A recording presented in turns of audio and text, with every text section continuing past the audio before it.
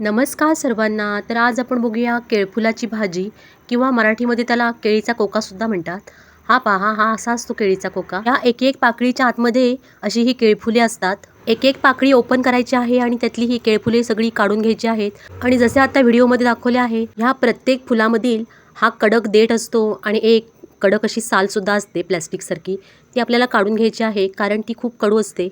जेवढे पौष्टिक गुणधर्म केळ्यामध्ये असतात तेवढेच पौष्टिक गुणधर्म केळीच्या फुलांमध्ये सुद्धा असतात.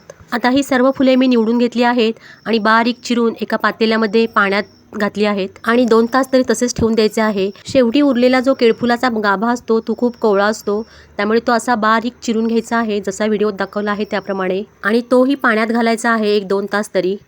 रेसिपीमध्ये खूप टिप आणि ट्रिक्स सांगितल्या आहेत, त्यामुळे रेसिपी स्किप न करता संपूर्ण पहा आणि अजून जर का चॅनलला सबस्क्राईब केलं नसेल तर सबस्क्राईब पण नक्की करा. आता चिरलेली केळफुले गॅसवर एका पातेल्यामध्ये पाणी घेऊन त्यात उकडत ठेवायचे आहेत आणि 15 मिनिटं गॅसवर शिजवून घ्यायचे आहेत.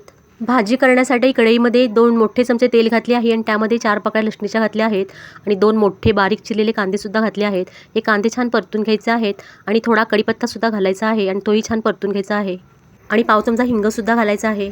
कांदा थोडा परतल्यानंतर त्यामध्ये पाव चमचा हळद घालायची आहे. केळफुलामध्ये फायबरचे प्रमाण जास्त असल्यामुळे आणि लोहाचे प्रमाणसुद्धा जास्त असल्यामुळे आरोग्याच्या दृष्टीने ही भाजी खूपच फायदेशीर आहे. आता त्यामध्ये पाववाटी भिजवलेली मुगाची डाळ घालायची आहे. तुम्ही हरभऱ्याची डाळसुद्धा घालू शकता. अर्धा चमचा कोल्हापुरी कांदा लसूण मसाला, अर्धा चमचा काश्मीरी लाल मिरची पावडर आणि अर्धा चमचा धणा जिरा पावडरसुद्धा घालायची आहे. आता हे सर्व मसाले छान असे परतून घ्यायचे आहेत. ही भाजी तुम्ही सुकट किंवा कोलिम घालून सुद्धा करू शकता, खूपच छान होते. आता इथे पाव चमचा गूळ घातला आहे. केळफुले थोडी उग्र असल्यामुळे थोडासा गूळ तरी तुम्ही घाला. हे पहा, आता इथे केळफुले छान शिजली आहेत. ही केळफुले पाण्यातून काढायचे आहेत. आणखीन हाताने दाबून त्यातील सर्व पाणी काढून घ्यायचे आहे आणि केळफुले मोकळी करून कढईमध्ये घालायचे आहेत.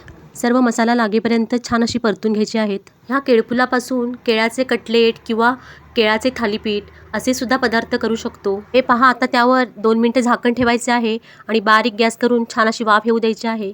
वरून चिरलेली कोथिंबीर आणि ओले खोबरेसुद्धा घालायचे आहे. माझी रेसिपी आवडली असेल तर रेसिपीला एक लाईक नक्की करा आणि चॅनलवर नवीन असाल तर चॅनलला सबस्क्राईबसुद्धा करा. हे पहा, भाजी आता इथे छान अशी तयार झाली आहे. रेसिपी पाहिल्याबद्दल सगळ्यांचे खूप खूप धन्यवाद. आता भेटू पुढील रेसिपीमध्ये. तोपर्यंत नमस्कार.